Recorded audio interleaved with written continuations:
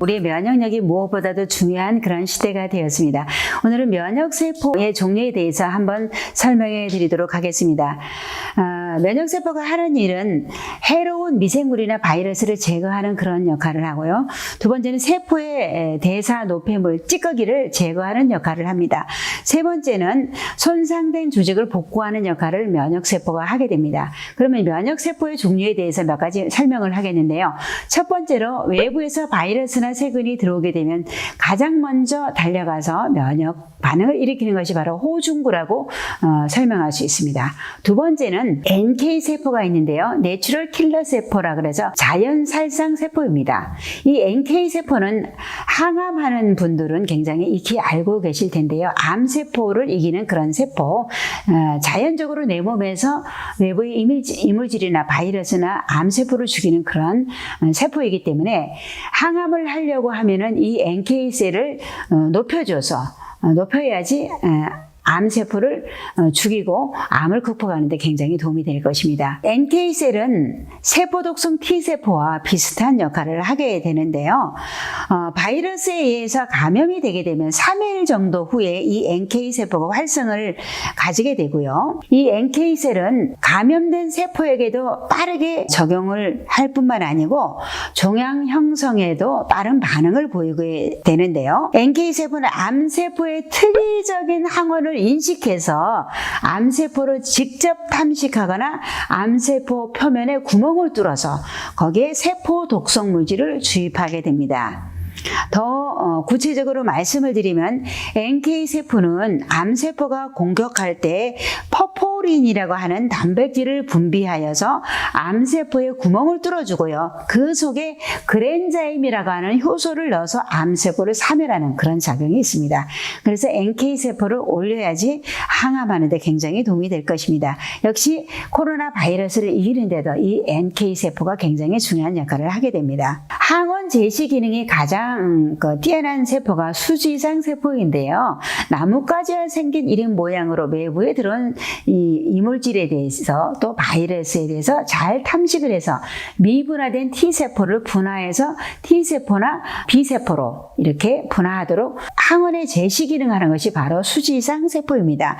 또 B세포는 항체를 형성하는 면역세포라고 할 수가 있습니다. 그 다음에 세포 독성 T세포가 있는데요. 사이토톡식 T셀이라고 합니다. 이것은 NK셀과 비슷하게 퍼포린이나 그랜자임을 만들어서 세포 독성 물질을 나타내는 바이러스를 죽이고 암세포를 죽이는 그러한 선천 면역세포라고 할 수가 있습니다. 그 다음에 비만세포가 있는데요. 비만세포는 히스타민을 분비해서 면역세포를 불러오는 역할을 합니다. 비만세포는 히스타민과 헤파린과 같은 과립을 함유하고 있는 일종의 백혈구라고 생각할 수 있습니다. 비만세포 표면에는 이뮤노글로불린 E라고 하는 항체가 붙을 수 있는 표면 인자가 있습니다. 활성화된 비만세포는 신경전달 물질인 히스타민을 분비해서 알러지 반응을 유도하는 것입니다. 그 다음에 대식세포 마크로파지라고 있는데요. 많이 먹는다. 외부에 들어온 이물질이나 이 바이러스를 잡아먹는 그런 세포인데요. 세포에서 우리가 신체 대사 과정에서 적혈구가 죽은 거라든지 여러 가지 세포 찌꺼기를 잡아먹어서 청소하는 그런 역할을 하게 되고요. 또 외부에 들어온 세균을 탐식하고 잡아먹는 그런 역할을 합니다. 코로나 바이러스 같이 감염된 세포도 잡아먹어서 탐식하는 기능이 있고요. 또는 암세포를 사멸시키고 항원을 제시하면서 염증성 사이토카인을 분비하는 역할도 합니다. 또 면역 반응을 조율하고요. 조직을 다시 복구하는 그런 기능도 있는 것이 바로 대식세포라고 할 수가 있겠습니다. 이 대식세포가 활동하기 위해서는요. 외부의 이물질을 받아들이는 수용체가 있는데 그것이 TLR4라고 말을 할 수 있는데요. 그럼 외부에 있는 이 세균이나 바이러스가 들어왔을 때 무엇을 보고 감지를 해서 면역 반응을 일으키게 되는 것일까요?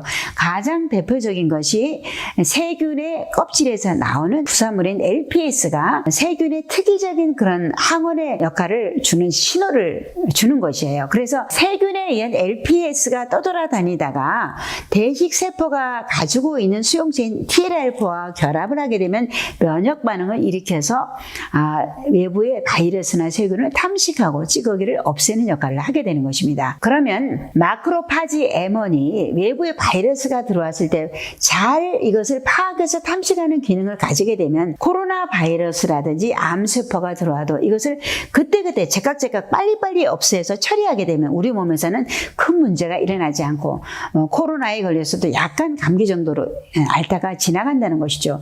그래서 이 마크로파지 M1의 탐식 기능을 높이는 것이 바이러스도 이기고 암을 이기는 그런 중요한 면역 반응이라고 볼 수가 있습니다. 면역 활성 물질 중에서 가장 많은 연구 자료와 실험 결과를 가진 물질이 바로 아라비녹실란이라고 할 수 있습니다. 외국에서는 이러한 제품이 많이 판매되고 있는데요. 이러한 제품의 성분이 아라비녹실란인데 이 원료 물질이 MGN3라고 합니다. MGN3는 암 환자에게 적용해서 치료했다는 그런 논문이 굉장히 많고요.